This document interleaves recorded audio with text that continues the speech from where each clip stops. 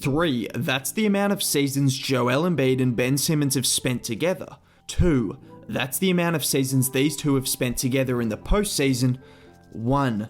That's the number of shots the 76ers were away from a potential Eastern Conference Finals berth last season. Despite these numbers, the media and some fans remain persistent on seeing Ben Simmons and Joel Embiid split up. I know you've never been a huge fan of the combination of Embiid and Simmons. In your opinion, is it time now to break them up?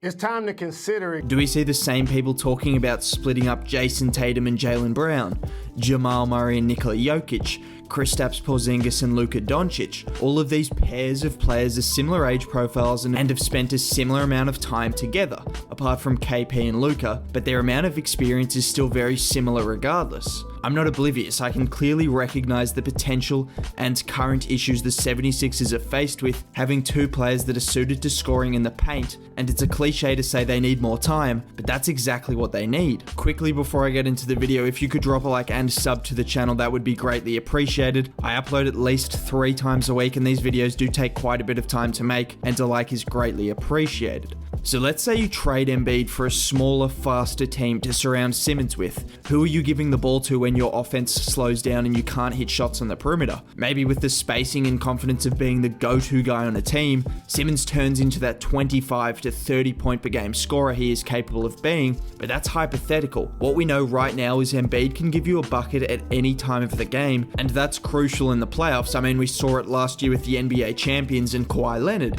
In addition to this, the 76ers would be losing their most valuable defensive asset. Simmons might be the best guard defender in the league and has plenty of room to continue to grow on the defensive end of the floor, but regardless of this improvement and impact Simmons has displayed on defense, it's still Embiid that has the ability to be the major difference maker on defense, and you just aren't going to replace that in any trade package unless Milwaukee or LA are interested in making a swap.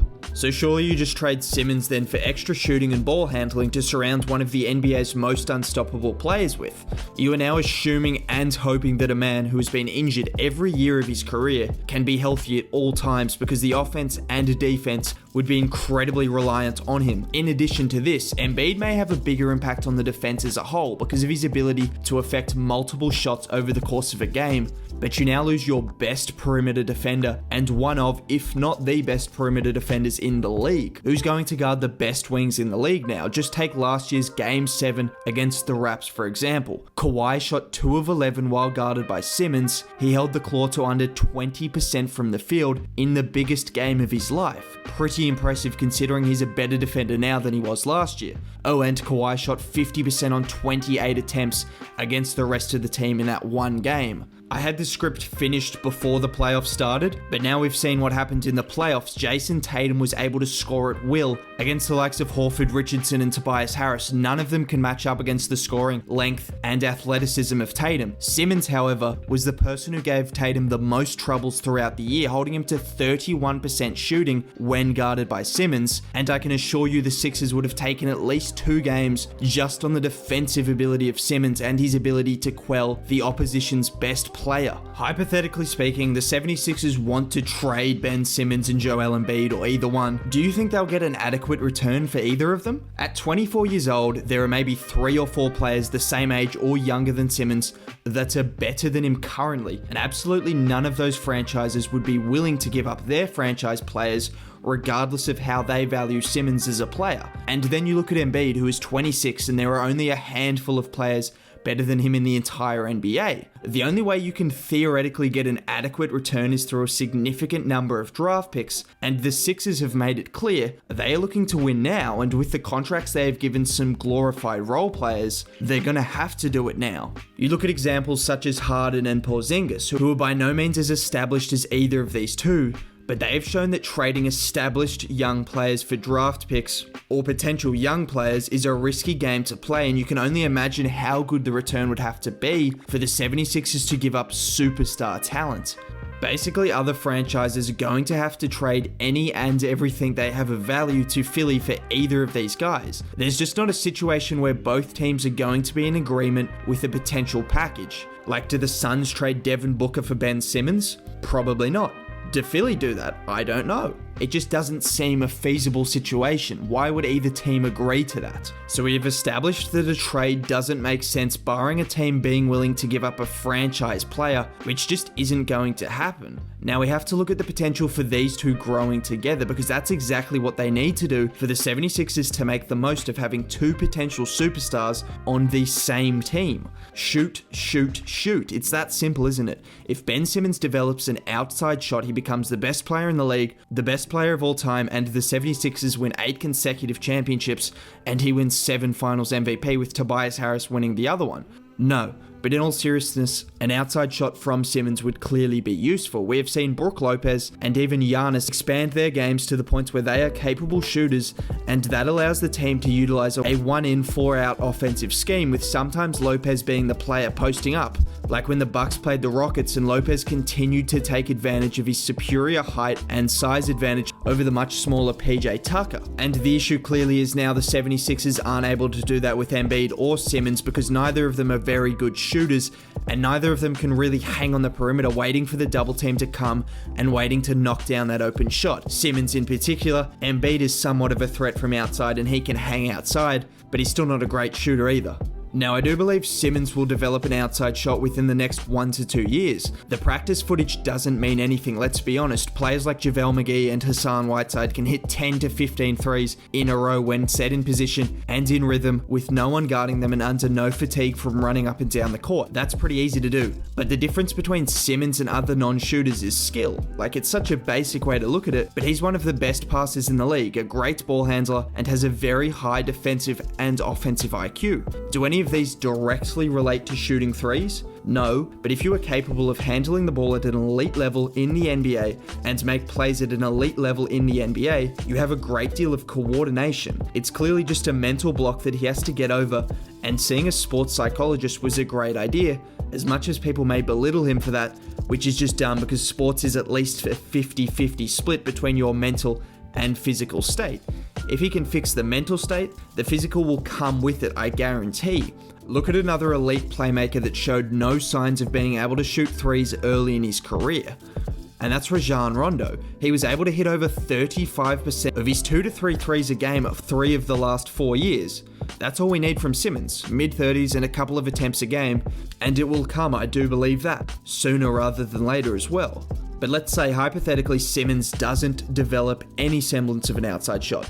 Currently what he has now, 1 shot in every 70 games or whatnot, which I find incredibly unlikely, like I've said, but let's say he never develops a shot. There are some other ways the Sixers can look to best build around their 2 stars, and we did see Brett Brown try to utilize Simmons as a 4 during the restart as a means of opening the floor up for him and Embiid, with Milton providing more of an outside presence than Horford was during the regular season.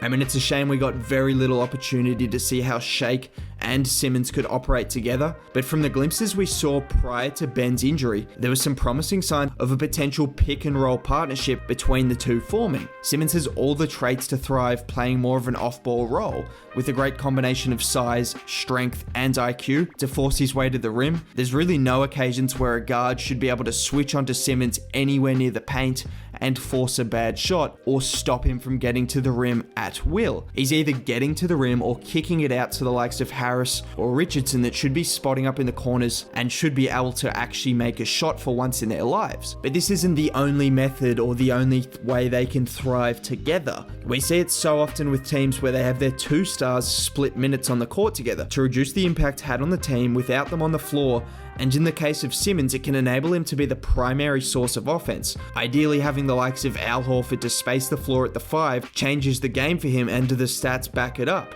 Of all the Sixers lineups throughout the season that played at least 100 minutes together, a lineup featuring Ennis, Horford, Korkmaz, Harris, and Simmons was the most successful one, and in the absence of Ennis, you could see a lineup with Tybal instead, thriving just as much, if not more. Just because you have 2 star players, it doesn't mean they have to spend the majority of their time together on the floor. Houston did it to the point where Chris Paul was providing more of an impact with the bench unit than Harden was with the starters. We have seen some potential in a lineup that involves Simmons at the 4 and a potentially dangerous pick and roll partnership forming between Milton and Ben, but spreading the minutes across different lineups, using small ball lineups to surround Embiid, and the stretch big in Al Horford for Simmons gives the 76ers the ability to do what everyone wants to see without having to trade one of their franchise pieces. Sure, these guys aren't the perfect fit, and unless Simmons turns into a perimeter scoring focused player, they are never going to be the perfect fit, but that shouldn't stop them from being able to compete. It's evident that these guys can coexist if you focused on doing everything possible to surround them with players that fit their playstyle. And it's not hard to see what kind of players should be surrounding these guys. Perimeter players. Do I need to say this again? Perimeter players and perimeter scorers. Take note of the Houston Rockets. They have done everything in their powers to support their star players. I mean, they chose to start a combination of a 6'6" PJ Tucker and a 6'7" Robert Covington at the 4 and 5 to give Westbrook the spacing he needs to be as effective as possible, and so far it's worked.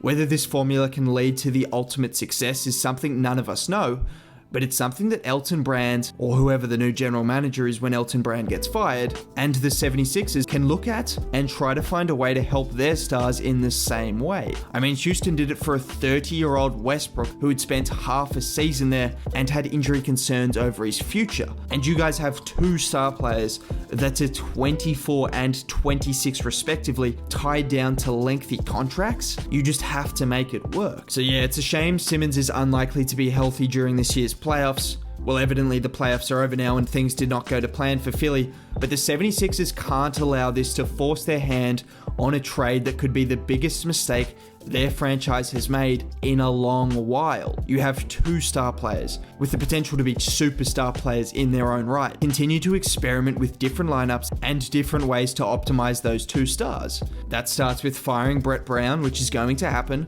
getting rid of Elton Brand, and trading the rest of your roster if you have to. I mean, that'll mean packaging a pick with Tobias Harris because no one wants that contract, but do what you have to do to make these two fit and to make these two happy, because I assure you, you are going to struggle to find a more talented duo than these two, and a duo with more upside than Ben Simmons and Joel Embiid. If you did make it to the end of the video, a like would be much appreciated. It helps the channel out significantly, and it's the only way I can continue to put this much effort into my videos. Other than that, have a good day. I'm out.